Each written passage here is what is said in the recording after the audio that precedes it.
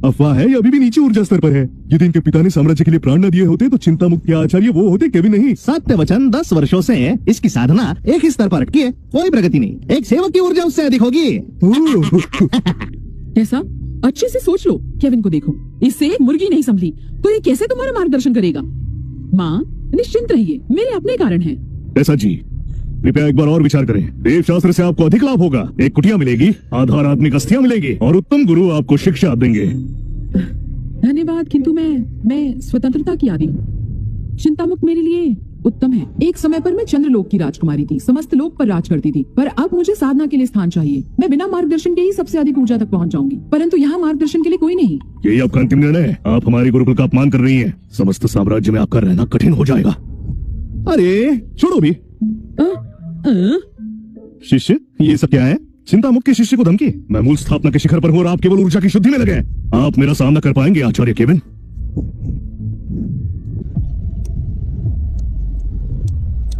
शिष्य कैलप Clark, Kevin York चिंतामुक्त के आचार्य हैं। ओहदे में आपसे बड़े हैं। यदि आपने अभी कुछ किया तो सम्राट आपको दंडित करेंगे। आपके पास अपनी शिष्या को देने के लिए कुछ है? मेरे गुरुकुल में मुर्गियां है। हाँ आचार्य केविन, केवल मुर्गियां यही दे सकते हैं आप? योद्धा योगी सांसारिक इच्छाओं के आदि नहीं है। शिष्य, क्या तुम्हें मुर्गी पसंद है? क्या तुम मेरे गुरुकुल में मुर्गियां पालोगी? धन्यवाद आचार्य, मैं एक विनम्र व्यक्ति हूँ, मुझे भुनी मुर्गी पसंद है। ये देखा? ठीक है, मैं आपको एक उत्तम मूल औषधि देता हूँ। इस युवती को मुझे सौंप दीजिए। सौदा पक्का? सुन लिया आपने? आप यदि अपना भी सौदा करते हैं अभी आप इसका मोल नहीं चुका पाएंगे। जल्दी से यहाँ कहिए।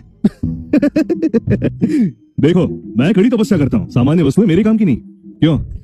मैं 3000 स्तर पर हूँ। मैंने ऐसी बहुत सी औषधियों का प्रयोग किया है मूल स्थापना की उन्नति के लिए, परंतु कोई लाभ नहीं हुआ।